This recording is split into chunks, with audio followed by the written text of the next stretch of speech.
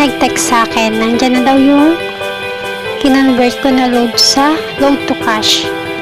Nasa Gcash ko na siya. I-check na natin. Tingnan natin yung Gcash ko kung may laman na siya talaga. Kasi ang laman nito 7 pesos nang wala pang pinapasa sa akin.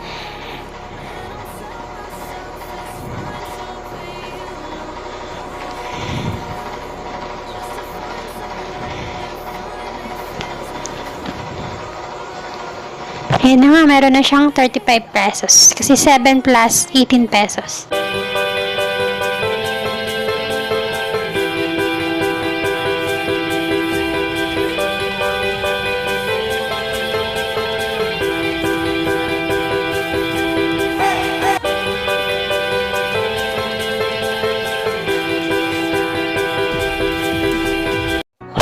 And thank you all.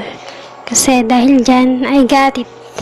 Sa isang video lang, nakakuha siya ng 14.63 revenue and 11.8 views. Magta 12k na yung views niya. Thank you very much. Yahoo!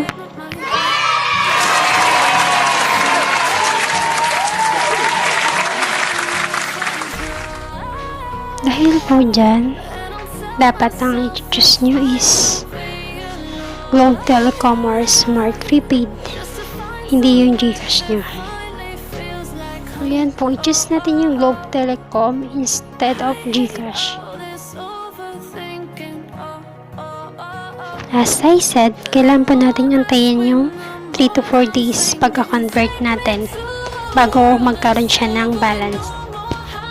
Nakalakay po dyan, per schedule po siya sa loob ng 3 days pagka-convert.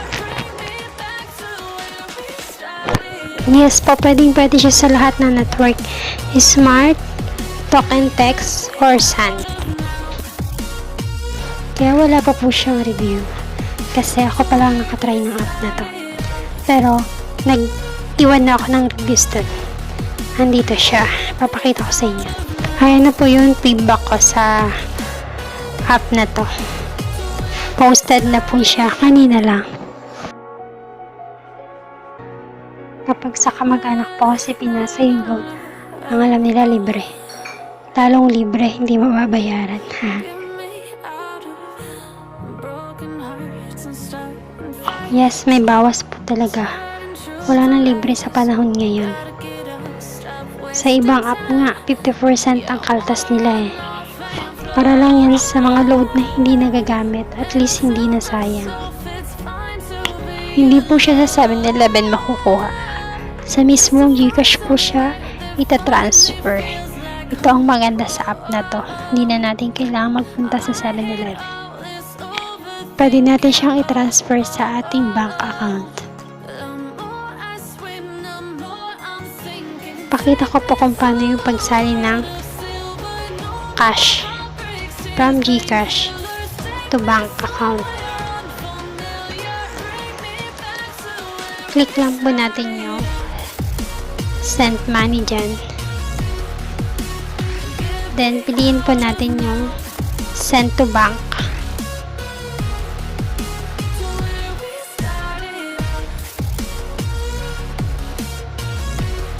May nakasave na kasi ako dyan. Click ko na lang yung Lee. Tapos i-transfer ko lang. Kung magkano yung amount na kailangan ko i-transfer. Tapos send money. Ayun na. Napupunta na yun dun sa bank account mo. Tapos anytime pwede mo na siyang withdrawin. Ayun nga, tulad ng sabi ko kanina, kailangan antayin natin yung 3 to 4 days bago magkalaman yung app, yung converted load natin. Sa akin kasi umabot ng 1 week. Yes, 1 month po. After ng cash out request natin. 1 month pa bago isalin sa Gcash natin yung cash. Kaya po 1 month kasi yung money niya is manggagaling pa sa ibang country.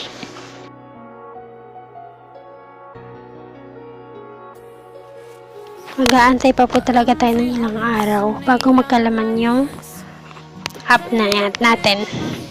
Kasi hindi ibig sabihin na pagka-convert na nandun agad. May password po kasi yung malabo na yun. Kaya pinalabo ko talaga siya. Tapos nandito na yung shortcut niya. Papakita ko na. Syempre una, install muna natin yung app. Hanapin lang natin siya sa Play Store.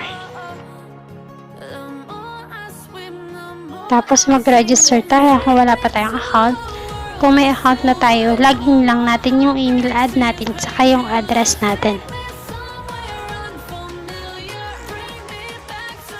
Hanapin natin sa left side yung convert. Click lang natin siya. Tapos yan ang lalabas. Piliin natin yung amount na meron tayo. Tapos click natin yung convert sa baba. Dito nga yung mag-aantay tayo ng 3 to 4 days bago magkalaman yung app natin. Yun nga, sa pag-create ng outlet, i-click natin yung plus sign. Tapos siya nang lalabas. Pilapan lang natin yung details na nakalagay dyan. Tapos click natin yung add cash outlet para ma-save siya.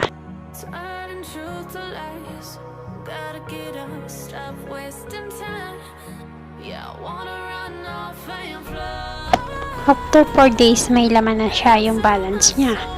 Pwede na tayong mag-request ng cash out. Pili lang tayo ng amount kung anong amount yung papasok. At ayan na yung result. March 20 pa siya. Pero na-receive ko na siya. Yan na yung final result. Success.